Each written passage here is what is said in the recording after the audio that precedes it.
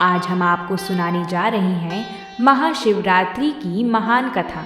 प्रिय मित्रों, साथ ही इस वीडियो के माध्यम से ये भी जानेंगे कि वे कौन से गुण हैं जिन्हें देखकर भगवान शिव हमसे प्रसन्न होते हैं। तो चलिए मित्रों, आपका ज़्यादा समय व्यर्थ ना करते हुए आज की कथा प्रारंभ करते हैं। मित्रों, एक बार की बात है, भगवान शिव जी आदि शक्ति माता पार्वती के साथ कैलाश पर्वत पर विराजमान थे। चारों ओर वातावरण में एक अनोखी शांति थी। यह मनमोहक दृश्य देखकर किसी का भी मन विचलित हो सकता था। उसी समय आदि शक्ति माता पार्वती के मन में एक प्रश्न का उत्तर जानने की जिज्ञासा उठी। तभी उन्होंने बहुत ही व्याकुल मन से भगवान शिव जी से कहा, हे नाथ, आज मैं आपके मुख से महाशिवरात्रि का महात्म्य सुनना चाहती हूँ और ये भी जानना चाहती हूँ कि वो कौन से गुण हैं जिन्हें देखकर आप अपने भक्तों से प्रसन्न होते हैं। माता पार्वती का प्रश्न सुनकर भगवान शिव जी मंद मुस्कान के साथ बोले, हे देवी पार्वती, आज आपने संसार के हित के लिए अति उत्तम प्रश्न किया है। जो भी स्त्री पुरुष इस महाशिवरात्रि की कथा को सच्ची श्रद्धा से मेरा चिंतन करते हुए सुनता है, उसके सहस्त्रों पाप नष्ट हो जाते हैं। इस कथा का श्रवण करने मात्र से मनुष्य के घर के दुख दरिद्र समाप्त हो जाते हैं, उनके सभी मनोरथ पूर्ण हो जाते हैं और उस पर स्वयं मेरी कृपा दृष्टि बनी रहती है। मित्रों, भगवान शिव जी की यह बात सुनकर माता पार्वती हाथ जोड़ते हुए कहती हैं, हे नाथ, आप कथा कहिए, मैं आपको वचन देती हूँ कि इस कथा को ध्यानपूर्वक पूरा सुनूंगी और इस कथा का समस्त लोकों में प्रचार प्रसार करूंगी। तभी भगवान शिव जी कथा सुनाते हुए कहते हैं, हे देवी, पूर्व काल की बात है। दक्षिण देश में दंडकारण्य नाम का एक विशालकाय वन था। उसी वन में एक शिकारी रहता था जिसका नाम विश्वरूप था। वह अत्यंत ही दुष्ट और क्रूर स्वभाव का था। उसके अंदर तनिक मात्र भी दया भाव नहीं थी। वह सदैव क्रूरता के काम किया करता था। वह प्रतिदिन सुबह उठकर वन में चला जाता और वहां जाकर मृगों तथा अन्य पशुओं को मारकर उन्हें अपना शिकार बना लेता था। आगे भगवान शिव जी कहते हैं, हे देवी, उन बेजुबान और असहाय जानवरों को मारते समय उसे थोड़ा सा भी भय नहीं लगता था। वह इतना दुष्ट था कि जंगल से आने जाने वाले राहगीरों को लूट लेता था। यदि कोई राहगीर धन देने से मना कर देता तो उसे वह मृत्यु के घाट उतार देता था। उसने अपने जीवन काल में कभी कोई पुण्य का कार्य नहीं किया था। इस प्रकार से पाप कर्म करते हुए उस दुरात्मा शिकारी को बहुत समय बीत गया। फिर एक दिन महाशिवरात्रि के व्रत का दिन आ गया। किंतु मित्रों, वह दुष्ट शिकारी तो नास्तिक था। उसके अंदर भगवान के प्रति कोई श्रद्धा भाव तो थी नहीं, इसलिए उसे महाशिवरात्रि व्रत के बारे में कुछ भी नहीं पता था। जब वह सुबह उठा तो उसकी पत्नी और माता पिता भूख से पीड़ित होकर उसके पास आई और उससे विनती करते हुए बोले, हे वृषक, हम सबको बहुत भूख लगी है, कृपया जंगल से जाकर कुछ खाने के लिए ले आएं। अपनी पत्नी और माता पिता के निवेदन करने पर वह शिकारी तुरंत उठा और झोपड़ी के अंदर गया। धनुष बाण उठाया और पीने के लिए एक पात्र में पानी भरकर शिकार करने के लिए जंगल की ओर चला गया।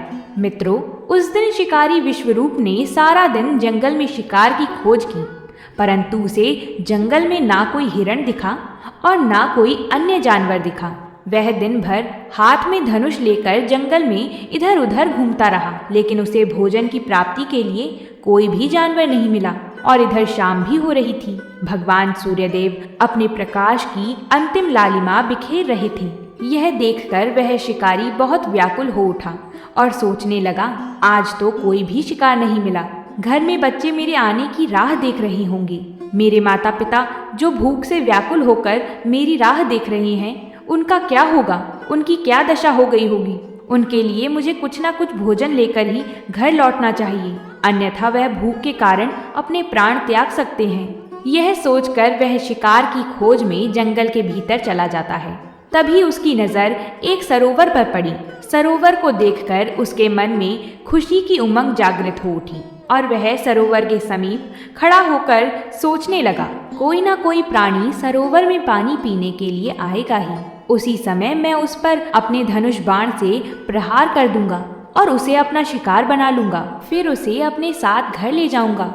ऐसा निश्चय करके वह एक विशालकाय बेल के वृक्ष पर चढ़कर बैठ गया और सरोवर पर अपने शिकार के आने की राह देखने लगा और सोचने लगा, कब कोई प्राणी पानी पीने के लिए आएगा और कब मैं उसे मारूंगा। मित्रों, शिकार की प्रतीक्षा करते करते शाम हो चुकी। उधर सूर्य देव अस्त हो चुके थे, किंतु सरोवर पर कोई भी प्राणी पानी पीने नहीं आया। वह शिकारी भूख प्यास से पीड़ित होकर उसी पेड़ पर बैठा रहा। थोड़ी देर बाद रात्रि का पहला पहर प्रारंभ हो गया। तभी उस सरोवर के पास एक हिरनी उछलते कूदते हुए पानी पीने के लिए आती है। मित्रों, उस हिरनी को सरोवर के पास देखकर उस शिकारी को बहुत खुशी हुई और उसने तुरंत उस हिरनी को मारने के लिए अपने तरकश को बाहर निकाला और धनुष पर रखकर प्रत्यंचा खींची। उसी समय पात्र में रखा हुआ जल और कुछ बेलपत्र नीचे गिर पड़ी। मित्रों, वो जल और बेलपत्र उस वृक्ष के नीचे एक प्राचीन शिवलिंग था, उसके ऊपर जा गिरे। जल और बेलपत्र के शिवलिंग पर गिरने से उस शिकारी की पहले पहर की पूजा संपन्न हो गई, जिससे अनजाने में ही उस शिकारी के समस्त पाप तत्काल नष्ट हो गए। उधर वृक्ष से जब जल गिरा तो उसकी आवाज सुनकर हिरनी सतर्क हो गई और उसने पेड़ की ओर देखा तो पेड़ पर एक शिकारी अपने हाथ में धनुष की प्रत्यंचा खींचकर उसका शिकार करने के लिए निशाना लगा रहा था। शिकारी को देखकर वह हिरनी घबरा गई और उसने डरते हुए शिकारी से कहा, हे व्याध, ठहर जाओ, कृपया मेरा शिकार मत करना, अन्यथा तुम्हें पाप लगेगा। मित्रों, हिरनी की यह बात सुनकर शिकारी जोर जोर से हंसने लगा और उसने हंसते हुए कहा, हे हिरनी, आज मेरे परिवार के लोग भूखे हैं, इसलिए मैं तुम्हें मारकर अपने साथ ले जाऊंगा और उनकी भूख मिटाऊंगा। शिकारी की यह बात सुनकर वह हिरनी अत्यंत दुखी हो गई और सोचने लगी, अब मैं क्या करूं? इस शिकारी से खुद की रक्षा कैसे करूं? ऐसा विचार करके उस हिरनी ने शिकारी से विनती करते हुए कहा, हे व्याध, मेरा मांस खाने से यदि तुम्हारे परिवार के लोगों की भूख मिटती है तो ठीक है, तुम मेरा शिकार अवश्य कर लेना, किंतु मेरी बात सुनो। इस समय मेरे सभी बच्चे भूखे हैं। मैं तुम्हारे हाथों मरने से पहले एक बार अपने बच्चों से मिलना चाहती हूँ और उन्हें अपने पति को सौंपकर जल्द ही आपके पास लौट आऊंगी। कृपया मुझे अपने बच्चों से एक बार मिलने की अनुमति दे दीजिए। मैं आपको वचन देती हूँ कि मैं बच्चों से मिलने के बाद अवश्य आऊंगी। आगे की कथा सुनते हुए भगवान शिवजी माता पार्वती से कहते हैं, उस असहाय हिरनी की यह बात सुनकर वह निर्दयी शिकारी जोर जोर से ठहाके मारकर हंसने लगा। उसे हिरनी की बातों पर यकीन नहीं हुआ और उसने दोबारा से उस पर निशाना लगा दिया। यह देखकर वह हिरनी बहुत डर गई और करुण स्वर में भयभीत होकर उस शिकारी के सामने विनती करते हुए बोली, हे व्याध, मैं तुम्हारे सामने शपथ खाती हूँ कि मैं अपने बच्चों को उनके पिता के पास सौंपकर अवश्य लौट आऊंगी। यदि मैं लौट कर नहीं आई तो मुझे ऐसा पाप लगेगा जैसे किसी ब्राह्मण को वेद ग्रंथों को बेचने पर लगता है और पति का अपमान करने वाली तथा व्यभिचार करने वाली स्त्री को जो पाप लगता है उससे भी कठोर पाप मुझे लगेगा यदि मैं लौट कर नहीं आई तो। मित्रों, ऐसी कठोर शपथ खाने के बाद वह हिरनी चुप हो गई। उस हिरनी के मुख से ऐसे वचन सुनकर उस शिकारी को उस हिरनी पर विश्वास हो गया और वह कहने लगा, हे हिरनी, ठीक है, अब तुम अपने बच्चों से मिलने के लिए जाओ और जल्दी लौटकर वापस आ जाना। मैं इसी सरोवर के पास तुम्हारे वापस आने की प्रतीक्षा कर रहा हूँ। फिर वो हिरनी शिकारी का धन्यवाद करते हुए बहुत ही प्रसन्नता से सरोवर में पानी पीकर अपने बच्चों से मिलने के लिए चली गई। इतने में ही रात का पहला पहर शिकारी के द्वारा जागते ही जागते बीत गया और रात्रि का दूसरा पहर शुरू हो गया। तभी सरोवर के पास उस हिरनी की बहन आ गई जो अपनी बहन को खोज रही थी। उसे देखते ही उस शिकारी ने तुरंत उस पर धनुष बाण से निशाना लगाया। तभी उसके पास रखे हुए पात्र से पानी और बेलपत्र के साथ दोबारा से शिवलिंग पर गिर गया। इस प्रकार से उस शिकारी द्वारा दूसरे पहर की भी पूजा संपन्न हो गई। मित्रों, पेड़ से पानी गिरने की आवाज आते ही उस हिरनी की बहन ने पेड़ के ऊपर देखा तो उस पर एक शिकारी हाथ में धनुष बाण लिए हुए बैठा हुआ था। शिकारी को देखते ही उस हिरनी की बहन ने घबराते हुए कहा, हे वन्य जीव शोधक, मेरी बात सुनो। मैं अपने आप को बहुत भाग्यशाली समझ रही हूँ। आज मेरा जीवन सफल हो जाएगा, क्योंकि मेरे इस शरीर को खाने से किसी की तृप्ति हो रही है। परंतु तुम मुझे अभी मत मारना। घर पर मेरे छोटे छोटे बच्चे हैं जो मेरे आने की प्रतीक्षा कर रहे हैं। आप मुझे एक बार उनसे मिलने के लिए जाने दीजिए। मैं उन्हें अपने पति को सौंपकर तुरंत लौट आऊंगी। फिर वह शिकारी कहने लगा, मुझे तुम्हारी बात पर विश्वास नहीं है। मैं तेरा शिकार अवश्य करूंगा। यह बात सुनकर वह हिरनी भगवान विष्णु की शपथ खाकर कहने लगी, हे वन्यजीव, मैं जो कहती हूँ उसे ध्यान से सुनो। यदि मैं लौट कर ना आऊं तो मैंने आज तक जो भी पुण्य किया है वह इसी क्षण नष्ट हो जाए, क्योंकि जो वचन देकर तोड़ देता है उसके सारे पुण्य नष्ट हो जाते हैं। जो पुरुष अपनी पत्नी को त्याग कर दूसरी स्त्री के पास जाता है, जो भगवान विष्णु का भक्त होकर भी शिवजी की निंदा करता है, जो अपने माता पिता का श्राद्ध नहीं करता, ऐसे लोगों को जो पाप लगता है वही पाप मुझे लगे यदि मैं लौटकर ना आई तो। मित्रों, उस हिरनी की बहन की बात सुनकर शिकारी का हृदय द्रवित हो उठा और उसने उस पर दया दिखाते हुए कहा, हे हिरनी, ठीक है, तुम जाओ और शीघ्रता से लौट कर आओ। फिर वह हिरनी की बहन भी जल पीकर अपने बच्चों से मिलने के लिए चली गई। इधर शिकारी उनके वापस आने की प्रतीक्षा करने लगा और धीरे धीरे रात्रि का दूसरा पहर भी समाप्त हो गया। अब रात्रि का तीसरा पहर आरंभ हो गया, किंतु वह दोनों हिरनी लौटकर नहीं आई। तभी उसकी नजर एक हिरण पर पड़ी। वह बड़ा ही तंदुरुस्त और हष्ट-पुष्ट था। हिरण को देखकर शिकारी बहुत खुश हो गया और उसने धनुष पर तीर को चढ़ाया और निशाना लगाया। ऐसा करते समय फिर से थोड़ा सा जल और बेलपत्र नीचे शिवलिंग पर गिर गए। इस प्रकार उसके द्वारा भगवान शिवजी के तीसरे पहर की भी पूजा संपन्न हो गई। जब पेड़ के ऊपर से पत्तों की आवाज आई तो उस हिरण ने ऊपर की ओर देखा तो उस पर एक शिकारी धनुष बाण लिए हुए बैठा हुआ था। शिकारी को देखते ही वह हिरण घबरा गया और डरते हुए बोला, हे व्याध, आप यह क्या कर रहे हो? रुक जाओ। हिरण की बात सुनकर शिकारी रुक गया और हिरण से कहा, हे मृग, मैं अपने परिवार के लिए भोजन की तलाश में हूँ, इसलिए अब मैं तुम्हारा शिकार करने जा रहा हूँ। तभी हिरण ने विनती करते हुए कहा, हे व्याध, अगर तुमने यहाँ पर आई हुई मेरी पत्नी और उसकी बहन को मार डाला है तो आप बिना विलंब किए इसी समय मेरे भी प्राण ले लो, क्योंकि उनके बगैर मैं जीवित नहीं रह सकता। जिस प्रकार से तुम्हारे लिए तुम्हारा परिवार महत्वपूर्ण है, उसी प्रकार से मुझे भी मेरा परिवार अत्यंत प्रिय है। यदि तुमने उन्हें जीवन दान दिया है तो मैं आपका आभार प्रकट करता हूँ और मुझे कुछ समय के लिए उनके पास जाने दो। मैं अपनी पत्नी से मिलकर वापस आ जाऊंगा। उस हिरण की ऐसी बात सुनकर शिकारी को बहुत आश्चर्य हुआ। उसके मन में रात भर का सारा घटनाक्रम घूमने लगा। वह हिरण से कहने लगा, हे मृग, तुमसे पहले वह दोनों यहाँ पर आई थीं। वह भी ऐसे ही झूठे वचन कहकर गई हैं और अभी तक लौट कर नहीं आई हैं। अभी तुम खुद के प्राण संकट में देखकर झूठ बोलकर चले जाओगे और लौट कर नहीं आओगे। फिर मैं किसका शिकार करूंगा? मेरा परिवार तो भूखा ही मर जाएगा।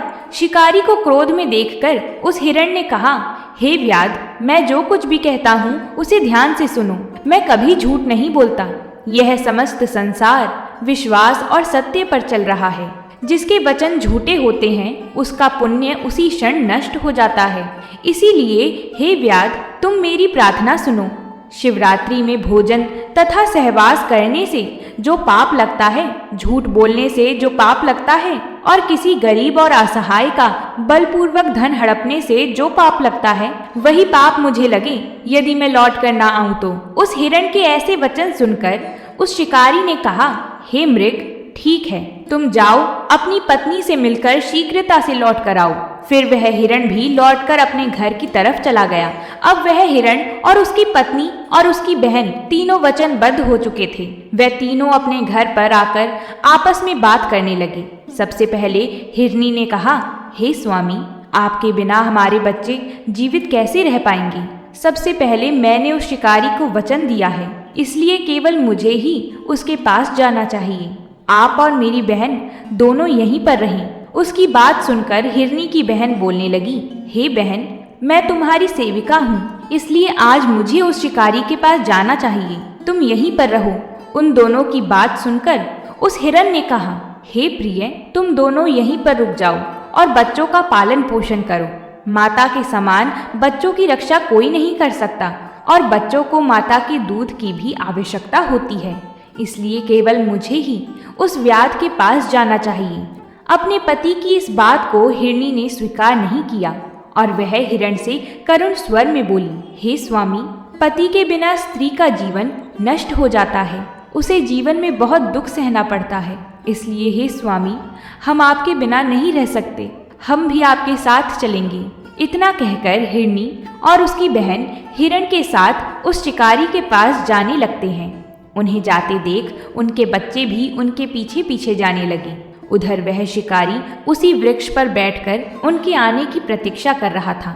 थोड़ी देर में हिरण अपनी पत्नी और उसकी बहन के साथ उसी स्थान पर पहुंच गया। उन सभी को अपने सामने देखकर शिकारी विश्वरूप बहुत प्रसन्न हुआ और उसने उन सभी को मारने के लिए अपने धनुष पर बाण चढ़ाया। ऐसा करते समय दोबारा से थोड़ा सा जल और बेलपत्र शिवलिंग पर गिर पड़े। इस प्रकार से उस शिकारी की चौथे पहर की पूजा भी संपन्न हो गई। चौथे पहर की पूजा होते ही उस शिकारी के समस्त पाप नष्ट हो गए। अनजाने में ही उसने महाशिवरात्रि का व्रत पूर्ण कर लिया। तभी उसके अंदर से नकारात्मक ऊर्जा बाहर निकल गई और उसको दिव्य ज्ञान की प्राप्ति हो गई।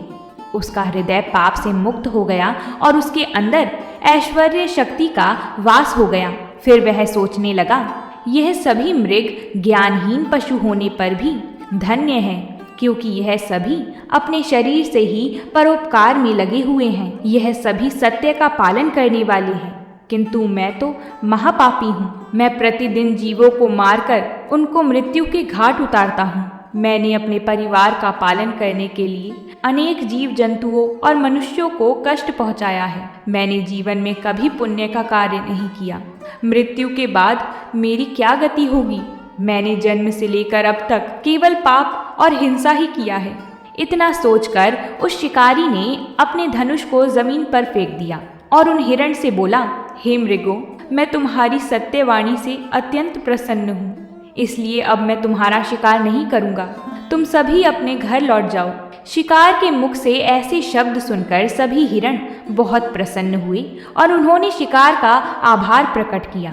मित्रों, उसी समय भगवान शिव जी उस स्थान पर प्रकट हो गए। भगवान शिव जी को अपने सम्मुख देखकर वह शिकारी आश्चर्यचकित रह गया। उसे अपनी आंखों पर विश्वास नहीं हो रहा था। फिर भगवान शिव जी ने शिकारी से कहा, हे व्याध, मैं तुम्हारे व्रत से अत्यंत प्रसन्न हूँ। तुम मुझसे कोई भी वरदान मांग सकते हो। यह सुनकर वह शिकारी भगवान शिव जी के चरणों में गिर पड़ा और कहने लगा, हे प्रभु, आज मैं आपके दर्शन करके धन्य हो गया। अब मुझे कुछ भी पाने की इच्छा नहीं है। आपके दर्शन मात्र से ही मेरे जीवन का उद्धार हो गया। मैं धन्य हो गया। तभी भगवान शिव जी ने उस शिकारी से कहा, हे व्याध, अब तुम मल्ल राज्य में जाकर निवास करो और दिव्य भोगों का उपभोग करो और अपने कुल को आगे बढ़ाओ। भगवान शिव जी की यह बात सुनकर शिकारी विश्वरूप भगवान शिव जी को प्रणाम करता है और उस स्थान से प्रस्थान कर जाता है। उसी समय वह सभी मृग भगवान शिव जी के दर्शन करके मृग योनि से मुक्त हो गए और भगवान श्री हरि के चरणों में चले गए। उसके बाद वहां पर एक दिव्य प्रकाश उत्पन्न हुआ और भगवान शिव जी अंतर ध्यान हो गए। मित्रों, आगे भगवान शिव जी माता पार्वती से कहते हैं, हे देवी, जो भी मनुष्य जानी अनजानी में महाशिवरात्रि का व्रत करता है, उसका मैं सदैव उद्धार करता हूँ और उसे समस्त पापों से मुक्ति मिल जाती है। आगे भगवान शिव जी कहते हैं, हे देवी, इस प्रकार से आज की यह कथा समाप्त हुई। इस प्रसंग को सुनने के बाद आपने महाशिवरात्रि व्रत का महात्म्य जान लिया होगा। तभी माता पार्वती कहती हैं, हे नाथ, मैंने महाशिवरात्रि का महात्म्य बड़े ही ध्यान पूर्वक सुना, लेकिन महादेव, मेरे दूसरे प्रश्न का उत्तर आपने अभी नहीं दिया है। कृपया मुझे बताइए कि आप अपने भक्तों में कौन से गुण देखकर प्रसन्न होते हैं। तब महादेव मुस्कुराते हुए कहते हैं, मुझे सोने चांदी के चढ़ावे से इतनी प्रसन्नता नहीं होती जितनी भक्तों के हृदय के गुणों से होती है। सच्ची भक्ति, निष्कपट भाव जो मुझे दिखावे के लिए नहीं बल्कि सच्चे मन से याद करता है, उस पर मेरी कृपा स्वयं बरसती है। सरलता और अहंकार का त्याग, जिसके मन में अहंकार नहीं, जो स्वयं को बड़ा नहीं समझता, ऐसा सरल हृदय मुझे अत्यंत प्रिय है। करुणा और सेवा, जो जीवों पर दया करता है, भूखे को भोजन देता है, दुखियों का सहारा बनता है, समझो उसने मुझे ही प्रसन्न किया है। सत्य और संयम, जो कठिन परिस्थिति में भी सत्य का साथ नहीं छोड़ता और अपनी इंद्रियों को संयम में रखता है, उसकी रक्षा मैं स्वयं करता हूँ। धैर्य और विश्वास, जो विपत्ति में भी मुझ पर विश्वास रखता है, शिकायत नहीं करता बल्कि धैर्य रखता है, उसके जीवन का मार्ग मैं सरल बना देता हूँ। ऐसा कहते हुए फिर महादेव कहते हैं, हे प्रिय, याद रखो, मुझे प्रसन्न करने के लिए बड़े यज्ञ या धन की आवश्यकता नहीं। एक सच्चा, दयालु और विनम्र हृदय ही मेरे लिए सबसे बड़ा पूजन है। जहाँ सच्चे गुण हैं, वहीं शिव का वास है। उम्मीद करते हैं आपको ये कथा पसंद आई होगी, तो कमेंट में हर हर महादेव ज़रूर लिखें। साथ ही वीडियो को एक लाइक करके अपने परिवारजनों के साथ इसे शेयर ज़रूर करें। और ऐसी ही कथाओं को सुनने के लिए हमारा चैनल सब्सक्राइब करना ना भूलें। हम आपसे फिर मिलेंगे एक नई कथा के साथ। तब तक के लिए हर हर महादेव।